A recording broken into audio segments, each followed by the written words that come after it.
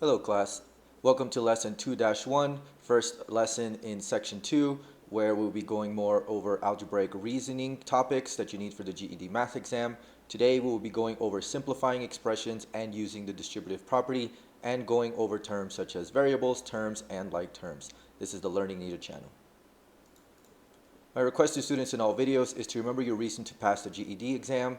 Whatever your reason is, use that to motivate you to get that GED certificate. Second is don't give up, you got this. And third is to like and subscribe to this video and my channel so that I can continue producing more GED content, as well as with outreach so that other students who are studying for their GED exam may find these videos, and hopefully this helps them out as well. If you are interested in getting one-on-one tutoring with me live, where I work with you live to go over some practice problems or some subjects or come up with a study plan or anything to help you get that GED certificate, not just in math but in all 4 subjects, I do have that service available in my video description below. The suggested study material that I provide to students or that I give to students is to use the Kaplan GED test prep book. It looks like that orange book there, or excuse me, the purple book there. They do release one every year, and they make some minor edits between each year. So you don't have to get the latest year. If you find an earlier year at a cheaper price, that works just as well, should be fine. And it covers material for all 4 subjects, not just math. So it is a pretty good investment. I also recommend that students get a hold of a TI-30XS calculator.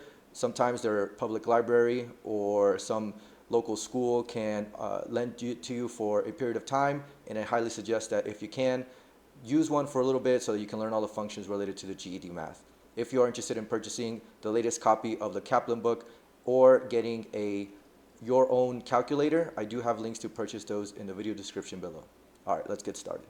Today we'll be going over several terms, so I highly encourage you guys to write this down somewhere in a notebook and refer to them every once in a while. So first we'll start with variables and terms.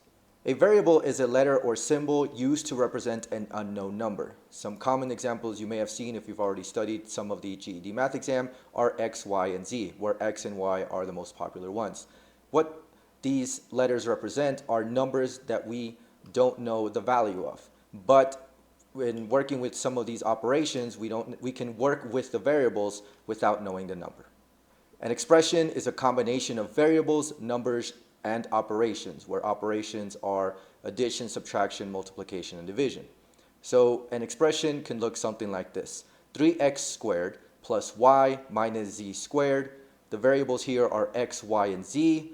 The numbers here are 3. Also, whenever you see a variable by itself with no number in front of it, you can safely assume that it has a 1 in front of it because, for example, on y, 1 times y is just y. And sometimes we will need to use that quote-unquote hidden 1 to solve or simplify. And further, for the z, you can say that there is a 1 in front of the z as well. But the explicit number written out here is 3, and the operations are addition and subtraction. Terms are the individual numbers, variables, and combinations of these that make up an expression. So in the expression there that was provided earlier, the individual terms are 3x squared, y, and z squared. For simplifying expressions, we need to know what like terms means. And like terms are terms, the individual terms, that have the same variable raised to the same power. So they have to meet 2 conditions at the same time. They have to be the same variable, so the same letter or symbol, and that variable or symbol has to be raised to the same power. Numbers without variables are also like terms. So let's look at some examples of like terms. Here we're going to see if these are like terms, or these are like terms with the variable of x. The variable is x and it is raised to the same power. It's not raised to any power, and that's the same for all 4 of these terms. So x, 3x, negative 6x, and 1/2 x are all like terms because, again, they have the same variable raised to the same power, which in this case is just x. Another example with a different variable raised to a different power. Here we have y squared, and the following terms of negative 4y squared and 0.25y squared are all like terms. These are all terms that have the same variable raised to the same power, in this case y to the 2nd power, or y squared. By the way, y squared is the same thing as saying y to the 2nd power. And here we have just numbers, no variables. And numbers without any variables are like terms. So 3, -4, 0.25, and 2/5 are all like terms. If you'll notice, there is no distinction between whole numbers, negative numbers, positive numbers, decimals, or fractions. It's all about recognizing the variable and if it's raised to the same power. Here's an example of terms that are not like terms. So here, the first one is z, the next one is 3 times z to the third power, and these two terms are not like terms because while they both have the variable z, it is not raised to the same power, so they are not like terms. Going on to number 5, 5 is just an individual number with no variable, which is different than z and z to the third power. And finally, 2 over 5 times y is not like terms as well because it's a different variable. So none of these 4 terms are like terms to each other. Now that we've gone over these definitions, let's see how it applies to simplifying expressions. Simplifying expressions is essentially just combining like terms. And combining like terms means to group terms with the same variable raised to the same power. Further defined, it means that you add the like terms together. So let's look at an example. Let's say that we have the expression x plus 3x plus negative 6x minus 1/2 x. These are all like terms because they all are multiplied by x raised to no power. So now that we know that these are like terms, we are going to combine them or group them, which essentially means that you are going to add the number that is getting multiplied by x to each other. So the first term is x. Now we have said before that if there is no number in front of a variable, it is being multiplied by 1, and we need to know this when grouping like terms. So the first term is the hidden 1, or the 1 being multiplied by the x. The second term here is 3 times x. The third term is -6 from -6x, and the final term is 1/2. Now we follow the sign of what is happening to each one. So between x and 3x, those two are getting added, so it is 1 plus 3. And then following further, the -6 is getting added, so it becomes plus -6, but the last one is being subtracted. The last term, when you group them together, is going to be minus 1/2.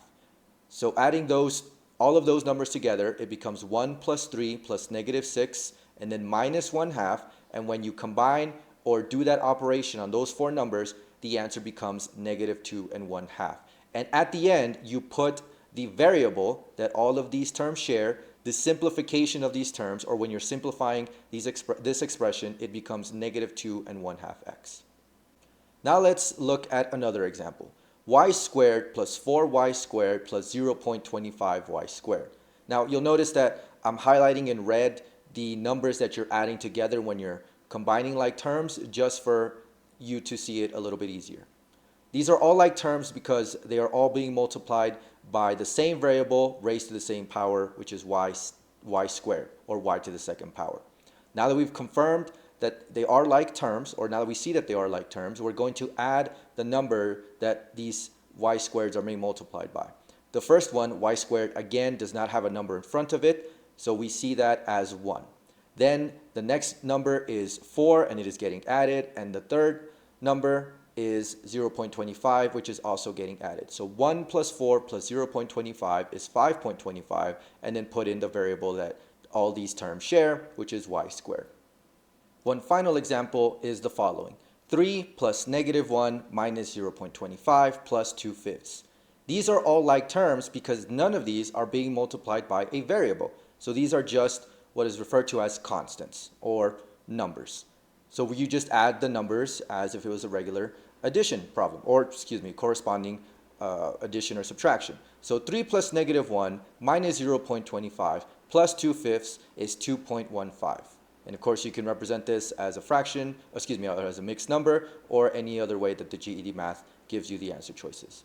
But these are like terms as well, and that's what it looks like when you combine them. And this is simplifying expressions. Another rule in math that you will need to know to help simplify expressions is the distributive property. The distributive property is a way to rewrite grouped expressions being multiplied. And it looks like this. Let's say that you have A times, in a group, B plus C. you can rewrite this expression such that you have two terms. And it is essentially saying that you multiply A, the number on the outside, by everything that is inside the grouping. And it becomes A times B plus A times C. Now there is a variation of this property that occurs when you are subtracting, or when the operation inside the grouping is subtraction. So instead of A times B plus C, you have A times B minus C. And it follows a very similar syntax, except that you will now subtract the two terms. And it becomes A times B minus A times C. So why is this happening? Every term inside the parentheses is being multiplied by the term outside the parentheses. It is just rewriting what is happening in the expression. The reason we are doing this is simply to allow us to simplify the expressions. It is hard to combine like terms when you have that grouping in as part of the expression. So we spread it out. We rewrite it such that you only have terms where an addition or subtraction is happening between them. Let's look at an example where we have to use the distributive property to simplify an expression. Let's say that we are asked to simplify 3x plus 2 multiplied by a grouping of x plus 9. We have to apply the distributive property to the number being multiplied by the grouping, which is to say that you apply it to the 2 times x plus 9. As we saw previously, everything inside the grouping is going to be multiplied by what is outside the grouping. So 2 times x plus 9 becomes 2 times x plus 2 times 9, and it is adding these terms because it is x plus 9. And we can see that we can actually even simplify it further, because you can solve for the 2 times 9. And that finally becomes 2 times x plus 18. And that is applying the distributive property to this expression. Notice that nothing happened to the 3x in the original problem. We are only doing the distributive property on the grouping and what the number is being multiplied by. Now we are going to put this distributed term back into the original equation. So instead of saying 3 times x plus 2 times x plus 9, it now is 3 times x plus what we just solved for with the distributive property, 2x plus 18. Finally, now that we have an expression that is only being added and subtracted between the terms, there is no more grouping, we look and see if we can combine like terms. When we say we are looking for, or when we say we are combining like terms, we are looking for terms that have the same variable raised to the same power. And if I look at the expression, 3x and 2x are like terms because they are both being multiplied by x raised to no power. It is not being raised to any power. Combining just these two terms, it becomes 5x plus 18. You don't combine 5x to 18 because these two are not like terms. And that is the simplest way that you can write out this expression. Let's look at another example. Let us say that we are asked to simplify 2x squared plus 2 multiplied by a grouping of y minus 9x squared. We first notice that we will need to use the distributive property on the grouping. So you are using the distributive property on 2 times y minus 9x squared. So taking that, once you apply the distributive property, it will be 2 times y minus 9 times x squared. And you do the minus because inside the grouping, inside the parentheses, it is being subtracted. So you carry that subtraction when you use the distributive property. And this expression is further simplified into 2 times y minus 18x squared. Next, we are going to put this distributed term back into the original equation. So the original equation now becomes 2x squared plus 2y minus 18x squared. We now look to combine like terms. So we are looking for terms that have the same variable raised to the same power. And I should notice that both 2x squared and 18x squared are like terms.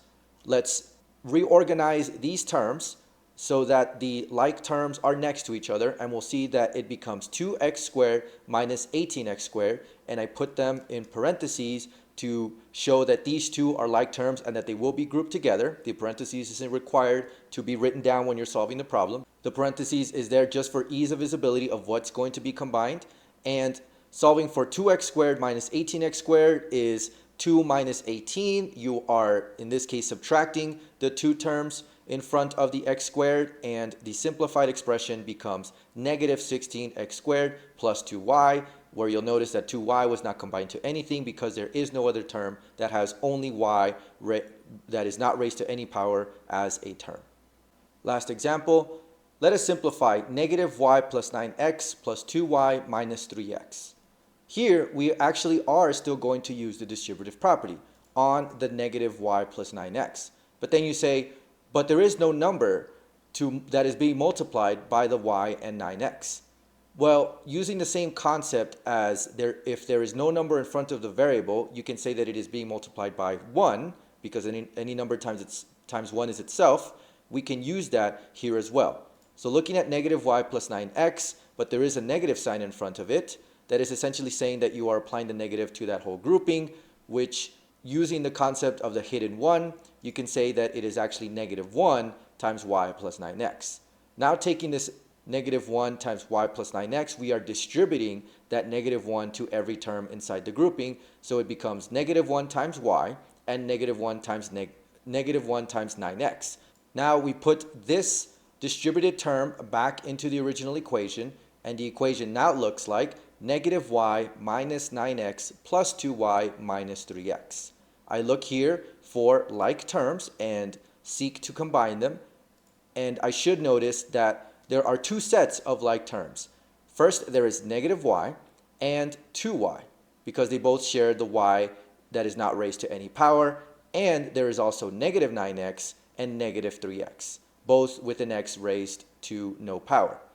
Combining these terms and rewriting the order of them so that I can see what is going to get grouped together, combining them, negative y plus 2y becomes y, because that's essentially negative 1 plus 2, and then that gets added to negative 9x minus 3x. When you combine those two, becomes negative 12x, so the final solution is y minus 12x. And that was today's lesson. We have started the algebraic reasoning part of this material. We did go over a lot of terms, and we saw how to use the distributive property to simplify expressions and how to combine like terms. I highly encourage you guys to review this and try some problems on your own to see if you've really grasped this concept, and leave me a comment or let me know if I need to go into further detail or re-explain anything in this video. Thank you guys so much for watching, and I'll see you all in the next one.